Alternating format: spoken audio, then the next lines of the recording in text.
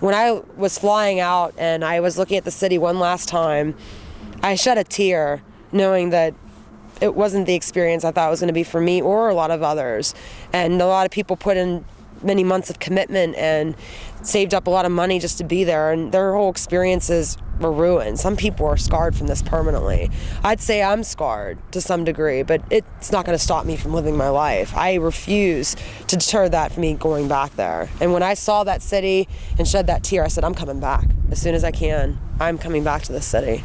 A lot of people have said that there'll probably be more people there next year than there will ever have been because of the dedication that they want to show that, a terrorist is not going to shut down a marathon. I hope that that's the outcome of this. I know some people have already said they'll never be back, they're too afraid, but I think a lot of people are like me and they don't want to live their life in fear. I know God was with me and my mother that day, and I choose to live my life fearless, knowing that God will be with me, and whatever His will be done will be done.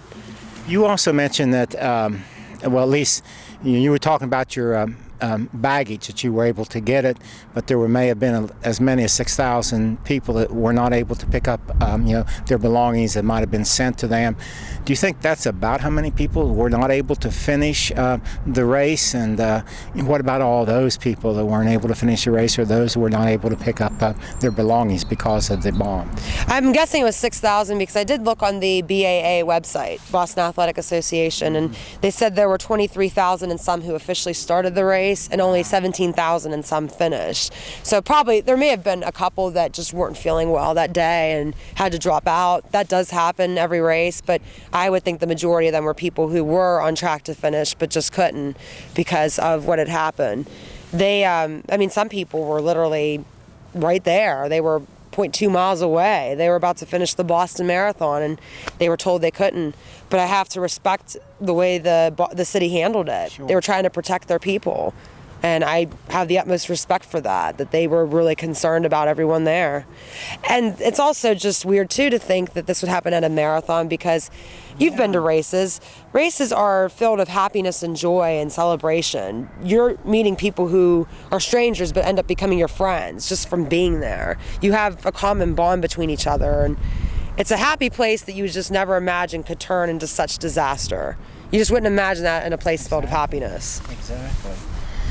So now that you've had a week to reflect on this, and they have caught the one person who's in the hospital struggling for his life, and the other one has been killed, what do you think of that? 26 and a 19-year-old that did this. And that's horrible? I have no words for what would compel someone to even want to do something like that. Obviously, there has to be some mental instability, and you see it all the time. You hear it on the news. The people who commit these acts are people who are just so mental. But I still can't fathom and understand and comprehend why they would do something like that. I don't even know what to say about that. Okay, tell me about your mom now. She's had a week to reflect on this also. She's back in Weirton. And what's she feeling like today?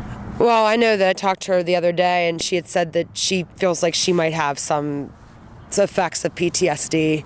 She said that her chest felt really heavy, that she's been having just a lot of anxiety over this. I've been dealing with it differently. I've just been more numb. I think that's my coping mechanism. I go numb because I don't want to feel the full extent of what's happened to me if it's been a traumatic event, and that's what I've done. Whereas my mom, it's been more just like panic. And I feel so bad I had to put her through something like that she went out there with me and had to endure something like that because she really sacrificed a lot for me to be there. This year she paid for my trip. So I would never have forgiven myself if something happened to her. And I still, to this day, feel really bad that she had to go through something like that just to witness my race.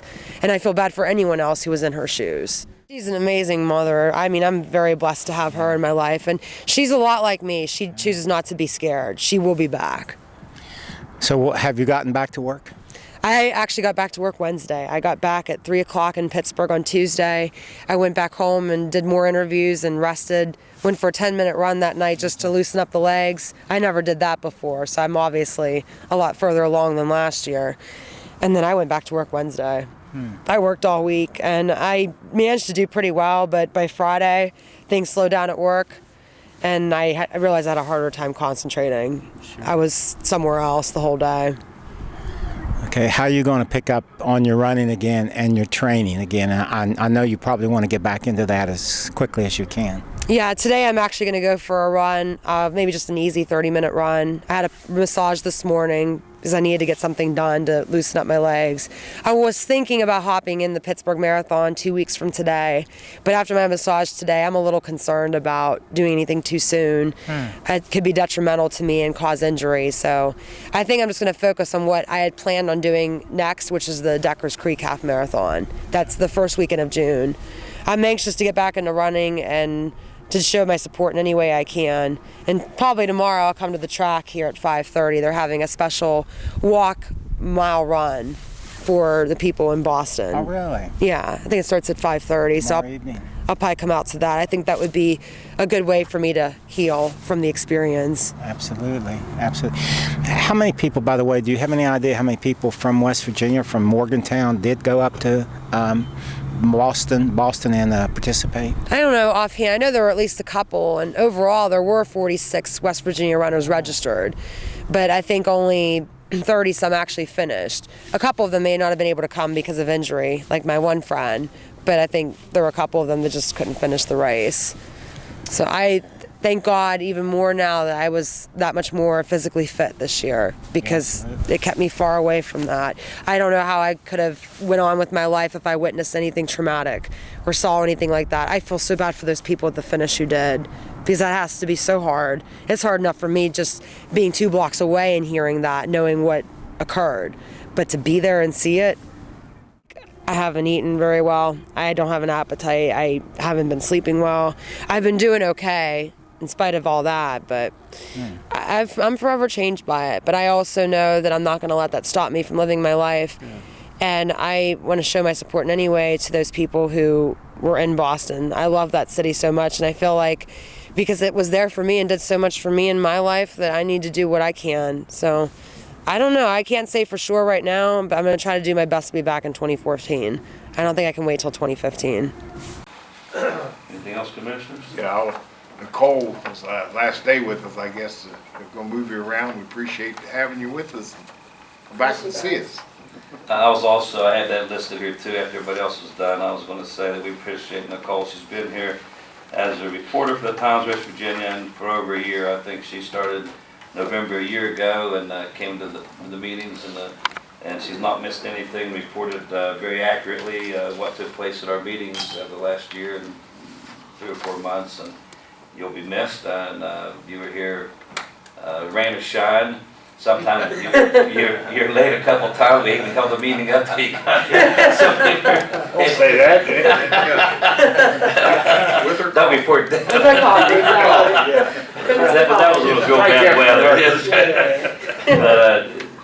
But we would appreciate the coverage you've given us over the last year or so. And good luck with you in the future where you go, and you'll be missed. And I'm sure we'll read about you in the paper, and it might be in the Boston Herald where you're running the Boston Marathon.